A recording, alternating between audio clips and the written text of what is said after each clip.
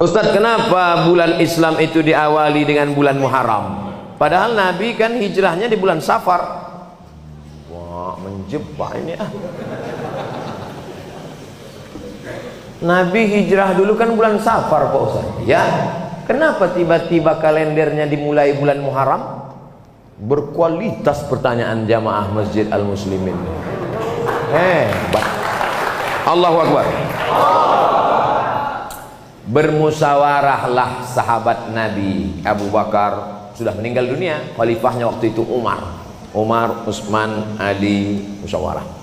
Kapan kita tetapkan bulan satunya?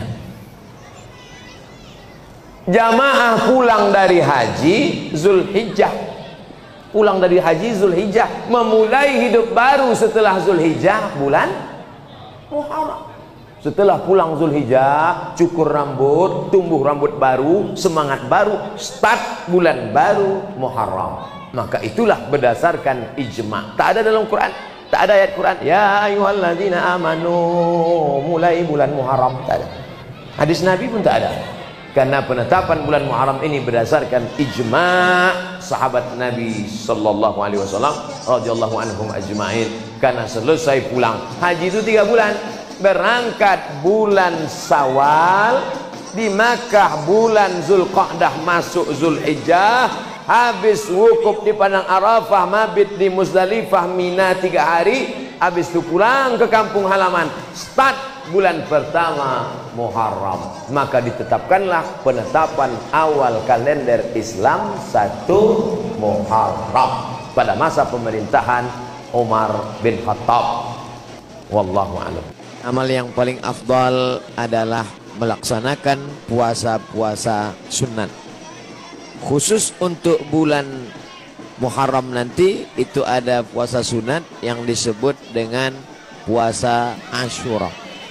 Yang paling bagus puasa itu tanggal 9, 10, 11. Kalau tidak sanggup 3 hari, karena kata Nabi SAW, jangan sama puasanya dengan puasa Bani Israel. Khaliful Yahud. Bedakan puasa kamu dengan puasa orang Yahudi. Orang Yahudi itu puasanya cuma tanggal 10 saja. Maka supaya kita beda dengan Yahudi, puasa 9, 10, 11. Kalau tak sanggup 9, 10, 11, pilih 2 hari saja, 9, 10. Nah, ketika Nabi sampai ke kota Al-Madinah Al-Munawwarah, Nabi melihat orang-orang Yahudi di Madinah itu puasa. Di Madinah ada 3 orang Yahudi. Yahudi Bani Nadir, Yahudi Bani Quraizah, Yahudi Qainuqa. Mereka tak makan, tak minum pada hari itu. Nabi bertanya, "Ma hadza?" Hari apa ini? Mereka menjawab, "Hadza yaumun salihun." Ini hari yang baik. Najjallahu fihi Musa wa aghraqa fihi Fir'aun. Hari ini Allah menyelamatkan Nabi Musa dan menggelamkan Fir'aun laknatullah alaih. Maka kemudian mereka bersyukur kepada Allah dengan melaksanakan puasa pada tanggal 10 karena Allah sudah menyelamatkan Musa alaihi salam dan menenggelamkan Fir'aun. Maka Nabi Muhammad SAW berkata, "Nahnu ahaqqu bi Musa minhum." Kami lebih berhak terhadap Nabi Musa daripada mereka. Maka Nabi pun melaksanakan, memerintahkan fa'amara bisiyamihi. Nabi memerintahkan puasa. Jadi tentang puasa Asyura ini tidak ada ikhtilaf antara ulama tentang disyariatkannya berdasarkan hadis-hadis yang sahih tuntunan Nabi Muhammad sallallahu alaihi wasallam. Oleh sebab itu kita yang berbadan sehat, khususnya bagi perempuan yang banyak punya hutang puasa kemarin, dengan berpuasa di Asyura 9, 10, 11 dia sudah bisa mengqadha, mengganti 3 hari puasa yang tinggal. Karena perempuan yang kemarin tinggal puasanya di bulan Syawal, di bulan Muharram, di bulan Ramadan, itu bisa diganti bulan Syawal sebanyak 6 hari.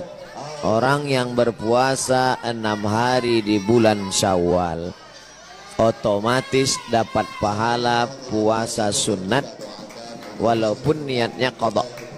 Begitu kata Imam Abu Zakaria Al-Ansari dari kalangan mazhab Syafi'i.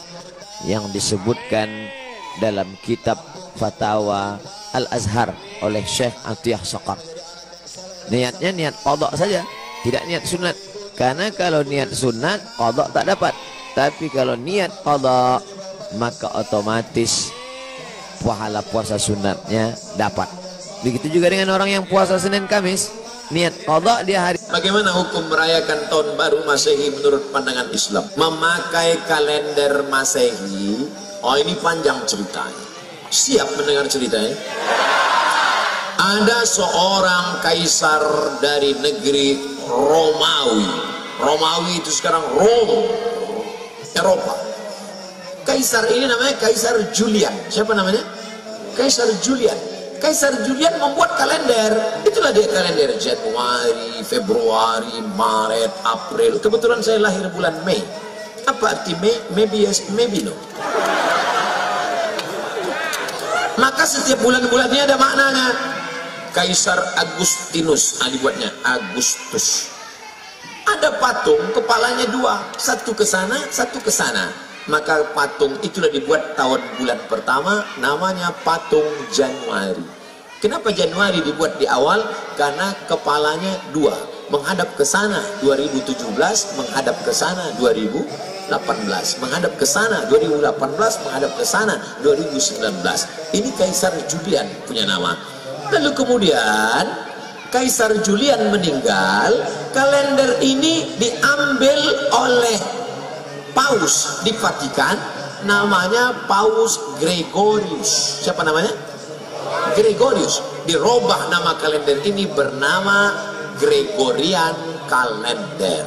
Makanya cari di internet Gregorian Calendar, karena yang membuatnya Paus Gregorius. Dimodifikasinya ketika PBB, bukan pajak bumi bangunan, Persatuan Bangsa-Bangsa, kalau bahasa daerahnya United Nation, Nation bangsa-bangsa, United persatuan, Manchester United itu sepak bola.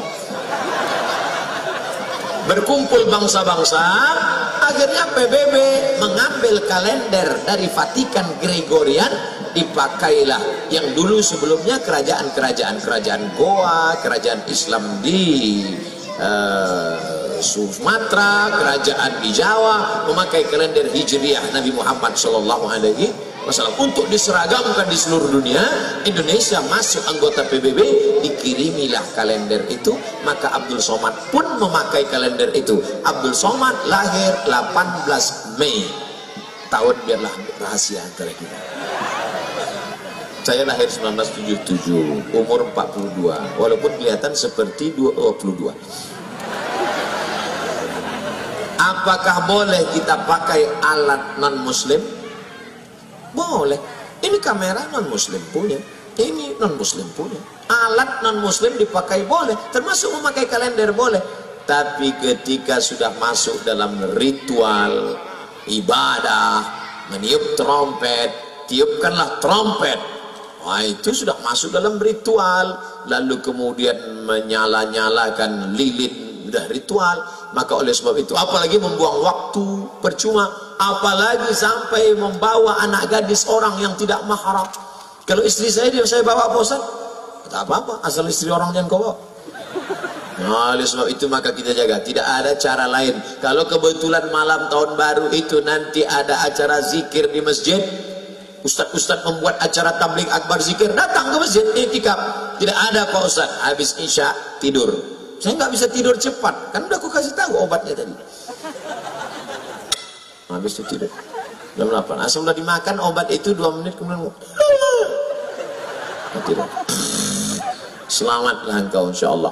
Saya tidak tahu apakah di Gorontalo ada zikir atau tidak. Kalau ada mau buat acara, ada? Bagus, datang, hadir. Pokoknya datang. Zikirnya dibuat dari jam 9, 10, 11, 12, 1 iktikaf, salat tahajud, pulang. Supaya selamat anak-anak kita. Bonceng, buat besar-besar stiker di motor. Say no to bonceng. Katakan tidak bonceng. Di spotlight belakang say no to bonceng.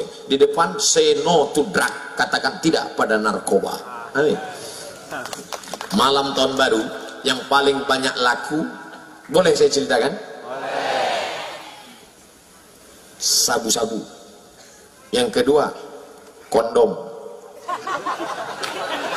Tadi kan udah janji. Saking banyaknya orang buat dosa. Ustadz Somad, besok Ustadz datang ke kampung kami ya, acara malam tahun baru. Saya mau kumpulkan anak muda semua supaya jangan keluar.